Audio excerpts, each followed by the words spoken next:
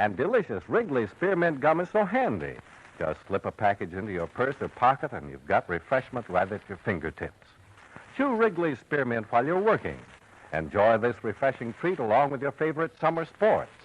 Wrigley Spearmint Gum is always enjoyable, and you can chew it without even taking time out. Get a few packages of Wrigley Spearmint Chewing Gum. Healthful, refreshing, delicious.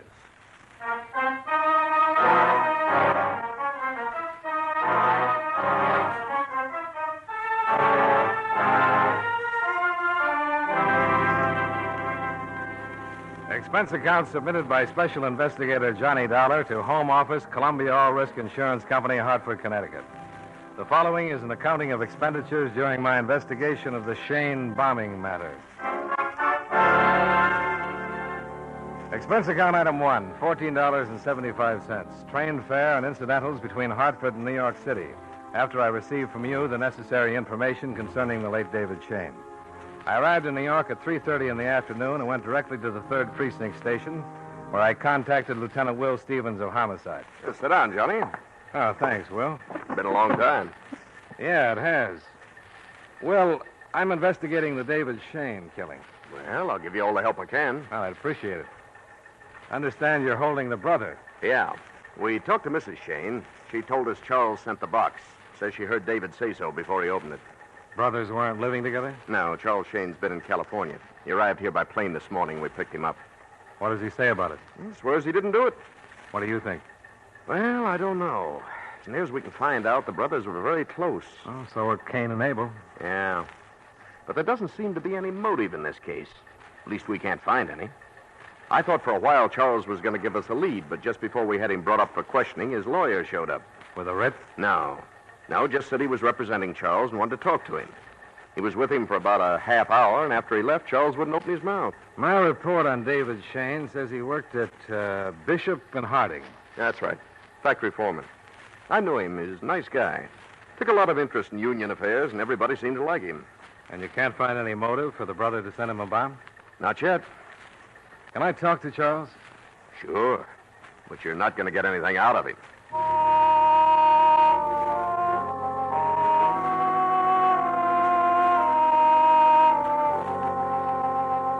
Stevens put in a call and made arrangements for me to interview Charles Shane. Expense account item 2, $1.35. Cab fare to the city jail, where I was taken in to see Charles Shane in his cell. Mr. Shane? Yeah? Mind if I sit down? No. Thanks. My name is Dollar. I represent the Columbia All Risk Insurance Company. Are you kidding? I'm investigating your brother's death. Oh. Your mother and sister are also insured with Columbia. How are they? Well, I haven't seen them, but the last report was they were doing all right. Mr. Shane. I didn't send him that bomb. Any idea who did? No. You're in a pretty tough spot. Okay. The package the bomb was in... Came from California, okay. How long have you been in California, Mr. Shane? About 8 months. Doing what? Working. Doing what? Shipyard. Now, look, Mr. Dollar, the police have asked me all kinds of questions. Same ones you're asking me. I've given them the same answers. They've probably got them all written down on a piece of paper. So why don't you save yourself a lot of trouble and just go take a look at the paper? Just a couple more questions. Okay. If you've got a cigarette. Oh, sure.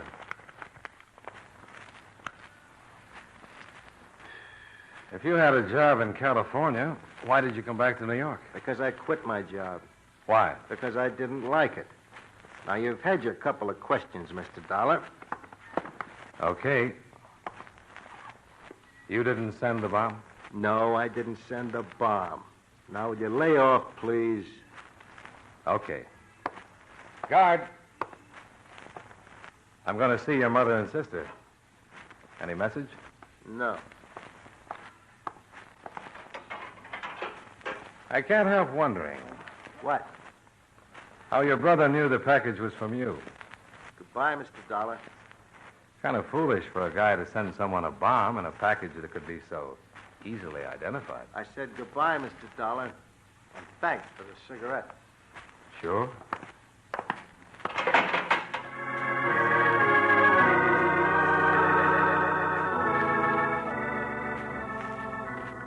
Expense account item 3, $1.65. Cab fare to the hospital, where I was allowed to interview Mrs. Shane. She was in her late 50s, a small, frail woman, lying in the clean white hospital bed and looking up at me with hurt-filled eyes. You only have a few minutes. Okay. Mrs. Shane, this is Mr. Dollar. He'd like to speak to you. Hello, Mrs. Shane. Are you another policeman? No, ma'am. I'm an insurance investigator. Oh, I was hoping you could tell me something about my son, Charles. I just left Charles, Mrs. Shane. Did you?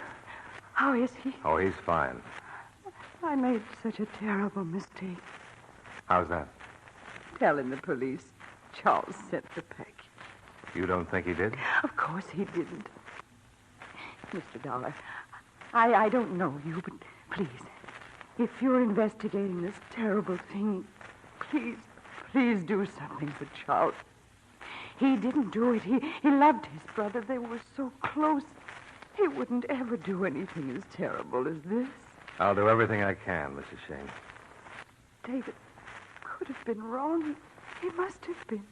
Wrong about what? About Charles sending the package.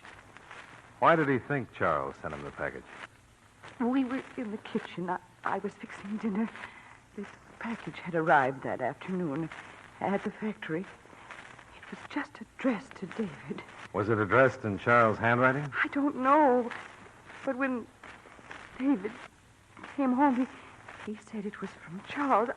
I didn't know what I was saying when I told that to the police. I was so stunned. Mr. Dollar, he didn't send that package. Please, Mr. Dollar, you must do something to help him. All right, Mrs. Shane. I'm sure Mr. Dollar will do everything he can. Now, you'll have to rest. You will help, won't you, Mr. Dollar? I'll do everything I can, Mrs. Shane. Your time's up, Mr. Dollar. Oh, Okay, thank you, Mrs. Shane. all right. Goodbye, Mr. Dollar. Please help him. Goodbye, Mrs. Shane. She gonna be all right? Oh, she'll be fine. She wasn't hurt badly. Minor cuts and burns, shock. Where's her daughter, Miss Mary Shane? 3 doors down, but she's a little worse off. Can I see her? Yes. Lieutenant Stevens asked the doctor to give you all the cooperation possible. But you can only stay a few minutes, and she's under sedation. She may not be able to say much. Sure. Only a few minutes.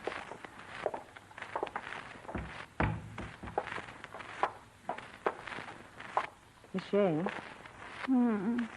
Miss Shane, this is Mr. Dollar. He'd like to speak with you. Who? Johnny Dollar, Miss Shane. I'm investigating your brother's death. Oh, yes, Mr. Dollar. I'm a little sleepy. They gave me something to make me sleep, and things don't make much sense. I'm sorry. I just saw your brother Charles. He didn't do it. He wouldn't have any reason to. Well, can you tell me anything that might help? He was helping David. He wouldn't try to kill him. He was helping him. Helping him? What? You said he was helping David. Oh, yes. Charles knows who sent the bomb, but he didn't send it. He knows who sent it? He knows. David's been making speeches against the Workers' Protective Association. The Workers' Protective Association? Miss Shane. You said something about the Workers' Protective Association. Been making speeches against them. Charles has been helping in California. Didn't send it. He knows who did. What has Charles been doing in California, Miss Shane? Charles knows who sent the bomb. He knows. He's keeping quiet to protect us, but he knows. Miss Shane, Did David tell anyone Charles was helping him in California? Tell anyone? There was a man named Wagner who called all the time. Wagner? Yes, Wagner. Called all the time. Did he work at the factory? No, I think he was a lawyer. A lawyer? Yes. I can't think. Please, Mr. Dollar. Just one more question, nurse. It's very important. Miss Shane, did David tell anyone at the factory that Charles was working with him in California? At the factory? Yes. Did he tell anyone about Charles in California? Yes. Yes, I think so. Mr. Dollar, I'll have to call the doctor. Look, this may mean a man's life. Who did David tell, Miss Shane? A man named... wish I could get things straight. Who did he tell at the factory? Pryor. Sometimes after work, Mom used to fix dinner for him and David. Pryor? Yes. Pryor. Ralph Pryor was a close friend of David's. David. David. Now, please, Mr. Dollar. Okay.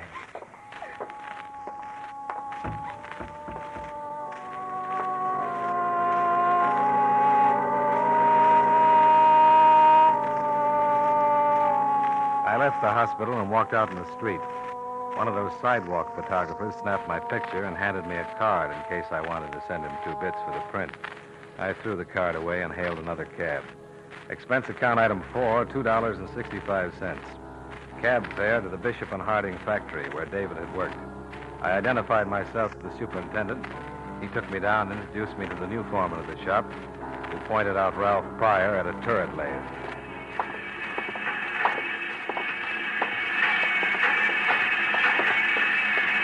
Mr. Pryor. Mr. Pryor. Yeah? My name is Johnny Dollar. Okay. So what? Oh, you're a friendly little fella, aren't you? Look, what do you want? I got a lot of work to turn out, and I ain't got no time for stupid conversation. I understand David Shane was a good friend of yours.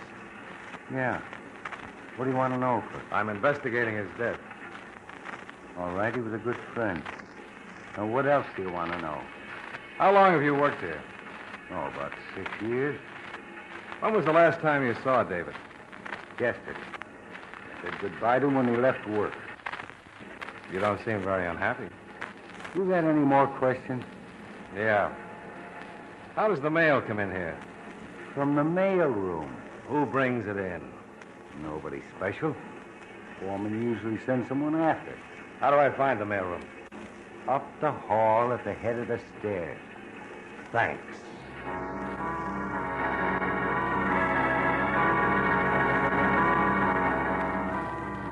I went up and talked to the mailroom clerk, and he was a little more help. There had been a package for David. He remembered it because it was so heavy. He told me that he'd sent it down along with some other mail, but he couldn't remember who'd picked it up. I was starting to get a hunch, so I got to a phone and put in a call to Lieutenant Stevens. How you doing? Pretty fair. You know, I don't think the brothers sent the bomb. I don't either. The lab says the bomb was dynamite, highest grade. I don't see how it could have come through the mails all the way from California without the caps blowing the whole thing up. Oh. Do me a favor. If I can. Pick up a Ralph Pryor. Works at the factory. Any charge? Just pick him up for questioning. He was supposed to be one of David Shane's closest friends. Pick him up and hold him as long as you can. You, got something? Maybe.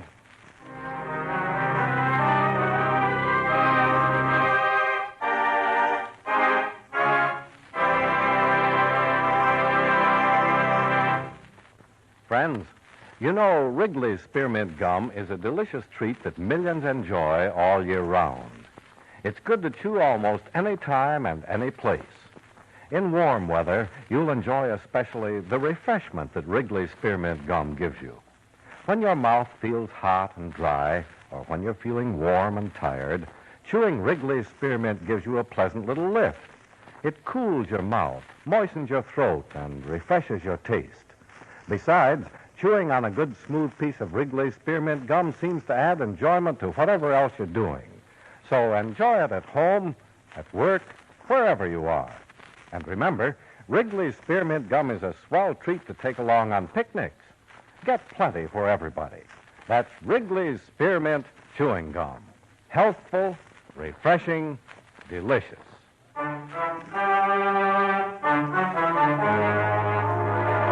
And now, with our star, John Lund, we bring you the second act of Yours Truly, Johnny Dollar.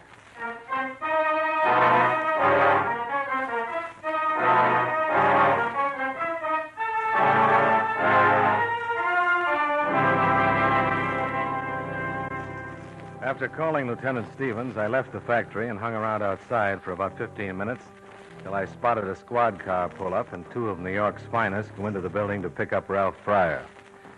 Expense account item 5, $2.75. Cab fare from the Bishop and Harding factory to the 3rd Precinct Police Station. Boys just brought Pryor in. I got him downstairs. Would you mind letting me in on this? Well, it's a long shot. I found out what Charles Shane was doing in California. Well, we know that. He worked in the shipyard. Yeah, but he was also doing some undercover work. Undercover work? His sister told me he was helping David get some evidence on something called the Workers' Protective Association. Know anything about it? Yeah, had a lot of trouble with them. King-size extortion.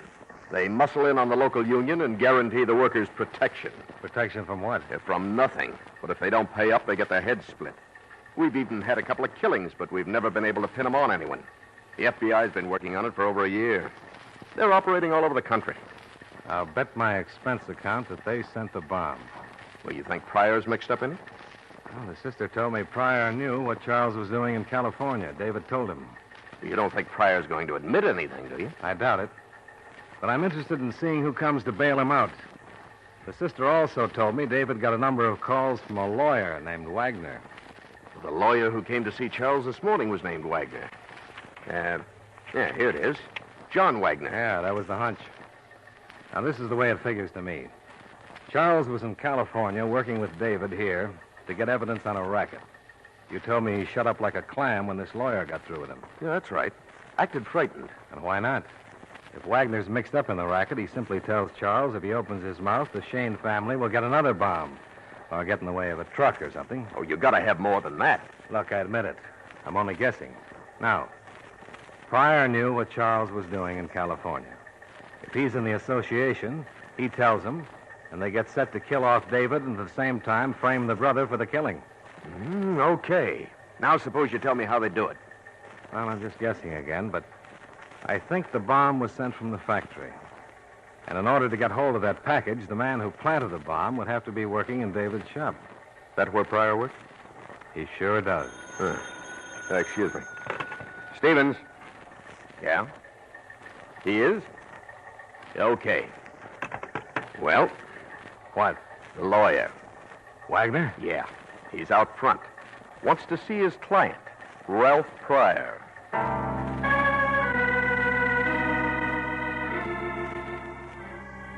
I left Stevens and went out front where I spotted the lawyer, Wagner. He was small, dressed neatly in a Homburg, blue suit, and spats. I made sure he was the man I wanted, and I went out front to wait. About a half an hour later, he finally came out and grabbed a cab. Expense account item 6, $3.25. One more cab to tail Wagner. He led me to a waterfront dive on Canal Street. I watched him go in, then I followed.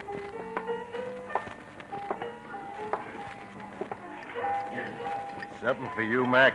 No, just looking. Anything special? A man just came in here. He did.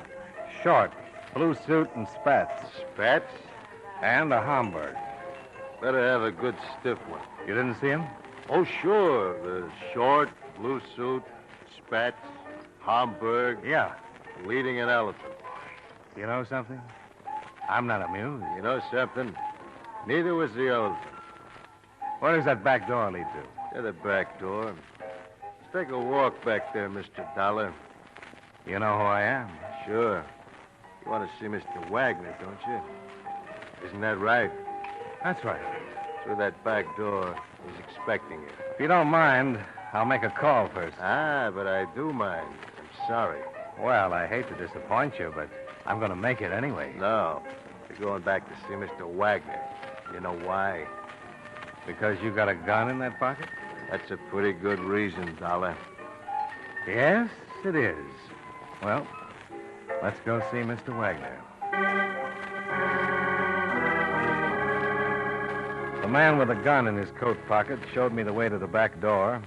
We went through into a hall that led to some stairs that led to another door. Behind the second door was an office, and behind the desk was the lawyer, John Wagner. Come in, Mr. Dollar. Come in. Have a chair. No, thanks. Didn't you hear what he said? Sit down. Now, Mr. Dollar, you realize, of course, that you're in pretty serious trouble. Is that right? Oh, yes, indeed. How do you know who I am? From your photograph. You had to be a policeman, a private detective, some sort of an investigator. Turned out you're a freelance insurance investigator working for Columbia All Risk.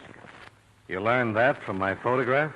We have a very efficient organization. When we heard you had visited the Shanes in the hospital, we had your picture taken. The sidewalk photographer. You have a good memory. We turned the photo over to the qualified members of the organization, and they in turn gave us a very thorough report. And now what? It's obvious, isn't it? Al here will take you out to the car and drive you 5 or 10 miles down the river. You mind clearing up a few points first? If they're not too time-consuming, I have an appointment. Pryor put the bomb in the package. Yes? He knew the package was coming and intercepted it before David got it, removed the contents, loaded in the bomb, and gave it to Dave. Absolutely correct, Mr. Dollar. Weren't you worried he might open it in the factory? We knew he wouldn't open it until he got home. You see, he believed there was important information concerning my organization in the package. From his brother? Of course. Pryor notified us what his brother was doing, and our people in California, in turn, notified us when to expect the package. Simple? Charming. Nothing like a delightful explosion. I'm sorry the women were present. Oh, sure. You cried yourself to sleep. I'm afraid you have to be going, Mr. Dollar. Al. Come on, Mr. Dollar. I'm sorry we couldn't talk further, but if you understand. Oh, don't think anything of it. And I'm sure you won't. Out the way you came in. Wait a minute. Hold it. That's trouble out front. Probably just the police. They didn't know you were coming. You didn't call. If you got Pryor released and told him to meet you here, I'm afraid Lieutenant Stevens is right behind him. Get him out of here, fast. You heard him. Move. Al gave me a shove through the door. We turned and headed for the back. Just then, Lieutenant Stevens and 2 uniformed cops came in the hall with Ralph Pryor in front of them. Al took his gun out of my back and turned to face the trouble. Drop it! Look out!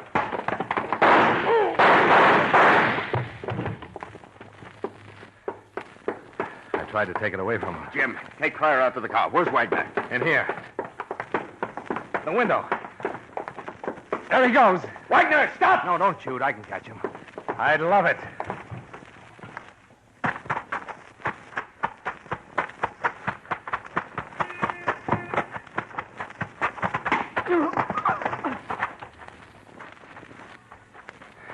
Yeah, are you all right? Just skinned my knee. But Wagner's out cold. Oh, you idiot. Why? He might have had a gun. Huh? He could have turned around and blown your head off. Hey, I never thought of that. Well, just proves what I've always said. You gotta be crazy to be a hero.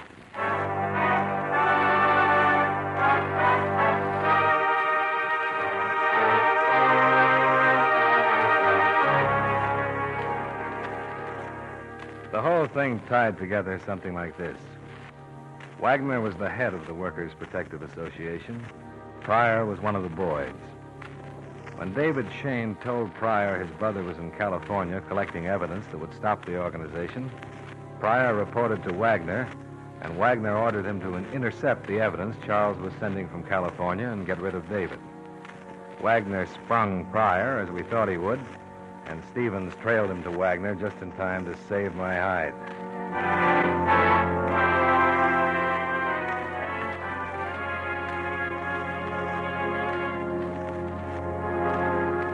Expense account item 7, $22. Dinner with Lieutenant Stevens in grateful appreciation. Item 8, $32.50 for a new pair of slacks and minor first aid for my skinned knee. Expense account items 9 and 10, $42.80. Hotel bill, train fare, and incidentals back to Hartford the next day. Expense account total, $123.70. Yours truly, Johnny Dollar.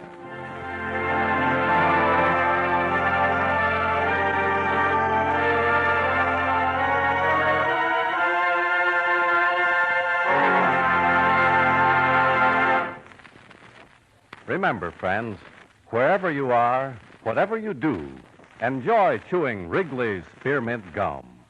That lively, full-bodied Wrigley Spearmint flavor is really refreshing.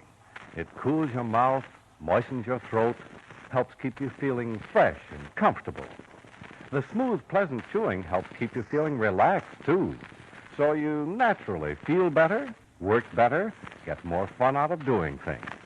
Remember, too, Wrigley's Spearmint Chewing Gum is a refreshing treat you can enjoy almost any time and any place. Just slip a stick into your mouth whenever you want it. Do as millions do. Keep Wrigley's Spearmint Chewing Gum handy and enjoy it often, every day. That's Wrigley's Spearmint Chewing Gum. Healthful, refreshing, delicious.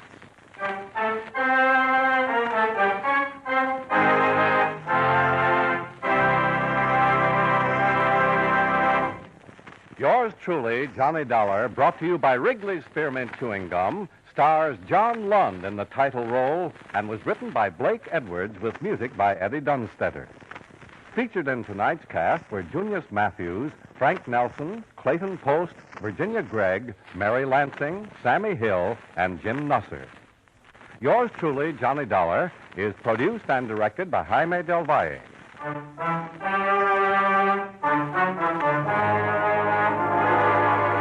The makers of Wrigley's Spearmint Chewing Gum hope you enjoyed tonight's story of Johnny Dollar and that you're enjoying delicious Wrigley's Spearmint Gum every day. This is Charles Lyons, inviting you to join us again next week at the same time when from Hollywood, John Lund returns as yours truly, Johnny Dollar.